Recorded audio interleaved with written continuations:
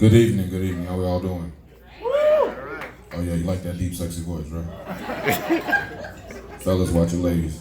Let me give y'all a little background on myself. So, I've been going through a lot of things recently. I recently just went to the CPR course, and it's for a job, by the way. I'm trying to find some employment.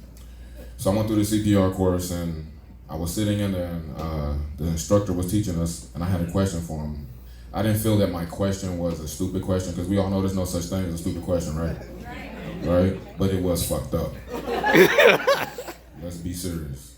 So I said, I'm gonna wait until I get the CPR card in hand before I ask him my question. So he passed out the cards, I got my card, and I raised my hand and I asked my question, and I said, how do you give CPR to somebody that has a trachemista, the tracheomiata, the hole in their throat? How you get them CPR? Goddamn. A trach. Thank you for your participation. So, the instructor looked at me like, you fucking asshole. I guess he thought he was getting ready to get off for the day, but I had this question. So he said, let's look at the pamphlet. And I said, well, if it said anything in the pamphlet on how to say it, I would probably know how to pronounce tracheotomy, right?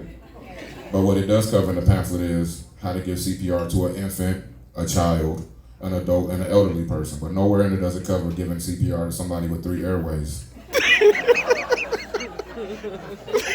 I guess you figure this person got 2 natural airways and 1 man-made one. They shouldn't be choking for air or nothing, right?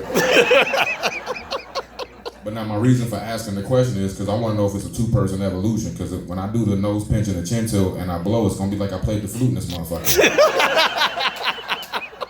So do I need somebody to do the whole, you know what I mean? And let's be honest. Well, you stupid. If it comes down to it, you probably not gonna get breasts with me. Because I don't know what your dental hygiene is like or your dental insurance is. You might have some taco meat from Tuesday, a tongue full of white shit, or a dead tooth in your mouth. So, compressions is it. That's it. You know, like I watch my son brush his teeth in the morning. He's like 5 years old, and I'm like, I don't even know if I give him CPR. So like I said, the reason I was doing this CPR course is for this job though, right? And it's crazy how people always get jobs and they never have nothing to do with the field of your expertise. So I went to school to be a motivational speaker and I majored in positive reinforcement. So I graduated school, bills started coming in, shit started getting real, you know, loans and everything. So I had to get a job. I called a temp agency. The temp agency placed me working at a hospital. The hospital made me get the CPR card so I could work with suicide patients. Are y'all serious? Are y'all serious right now? So I'm sitting across from these suicide patients and I'm thinking like, I can't tell this motherfucker about the 3 R's, reassess, regroup, and retry.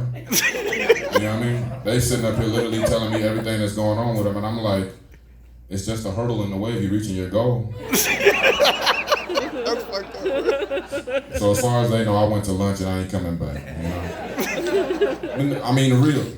I'm gonna get 100%, you know, and I'm gonna put myself out of self-employment. So I ended up having to find something else to do, but in between jobs and everything, it made things hard for my relationship.